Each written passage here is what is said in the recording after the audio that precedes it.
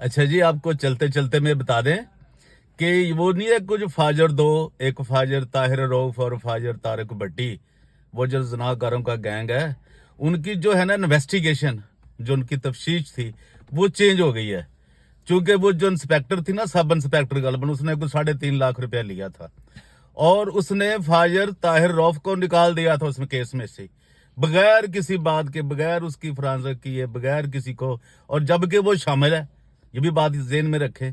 और ये तो इंकशाफ जब हुआ जब वो जो है ना नईमुद्दीन साहब, उनको लगाया गया तफ्तीश के ऊपर, इन्वेस्टिगेशन के ऊपर, यानी कि नए एक अफसर के पास चली गई। और वो जो मलक खुदा बख्श साहब हैं, उन्होंने अपने नाम की बड़ी लाज रखी। और डीएसपी साहब हैं, उन्होंने जनाब इनको दुरुस्त किया है दोनों को, वो जो नई बीबी है ना वो, और उन्होंने उससे सवाल किया कि ये केस जब जारी है, कोई हर चीज मौजूद है, इन्होंने जनाकारी की है, वीडियो मौजूद है, सब कुछ है, तो आपने इस ताहिर रऊफ को, फाजिर को क्यों कैसे निकाल दिया?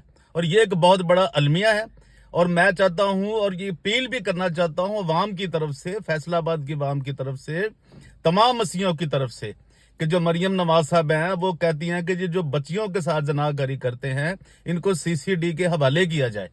तो मेरी ये दरख्वास्त है कि जनाब इनको सीसीडी के हवाले किया जाए, दोनों फाजिरों को, ये ताहिर रऊफ को भी और ताहिर वो जो है तारिक भट्टी भी, इन दोनों को। ये इस अहल है और ये इस काबिल है कि जो कि इन्होंने बच्ची के साथ जना किया, और बहुत बड़ा जुल्म हुआ है यार।